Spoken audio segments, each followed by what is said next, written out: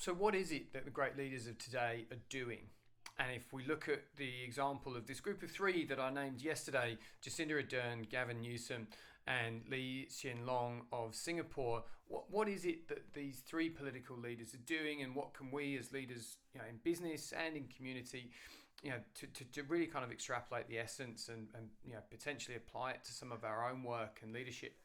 So I think for me, the common ground is it's really around empathy, it's around connection, and then it's the communication that stem from those two things. So what do I mean by that?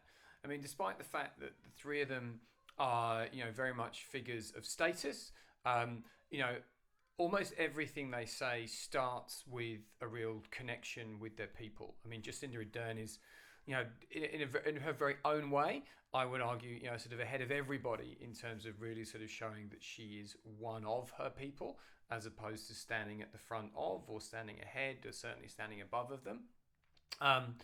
This great Facebook Live display that she had the other week, where, in basically a sweat top. It was fabulous. But I think Gavin Newsom, is the same, and he just has this resounding image, just time and time again. We're in this together.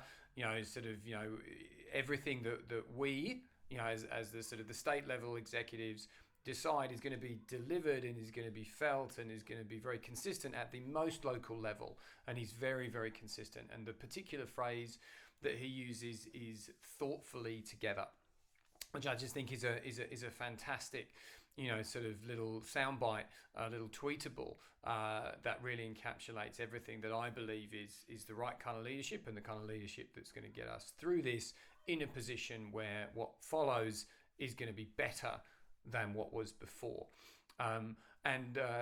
Lee Hsien Loong is very similar, right? His style is more deliberative. His approach is a little bit more instructive, certainly than Jacinda Ardern's at times, but he still has this very calm, reassuring, this is what's happening, and we're all going to do this in the same way.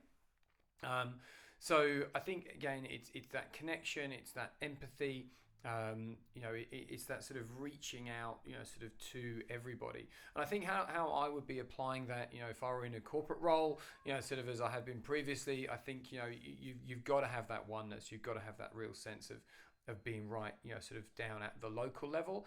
And if you're the CEO of a global business, well, obviously that's very, very difficult. But I think for me, then the trick, again, if you look at Newsom, who leads a state of 40 million people, he's essentially really talking about empowerment.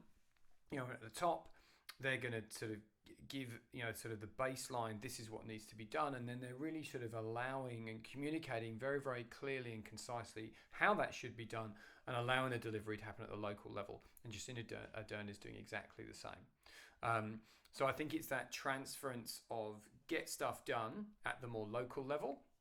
And again, we're seeing that here, in Australia. It's the states that are the ones who get things done, who actually run the health service, who run the transport systems. They are really sort of calling the shots, and the best of what we've seen from the federal level is really supporting them, with effective policy and allowing them to do that.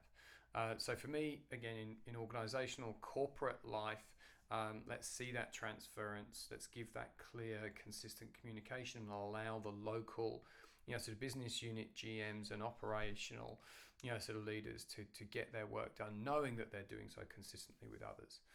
So that's my view on what great leadership looks like and what great leaders are doing today. There'll be some more to follow tomorrow. Thanks for your time and attention.